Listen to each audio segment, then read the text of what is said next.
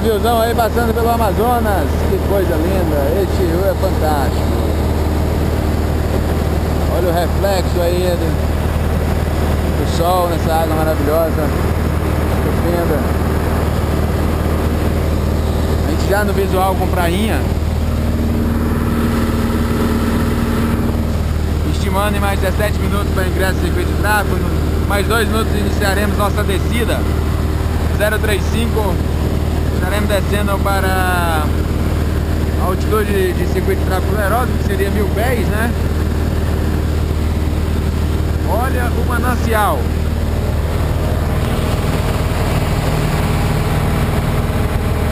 Está descendo.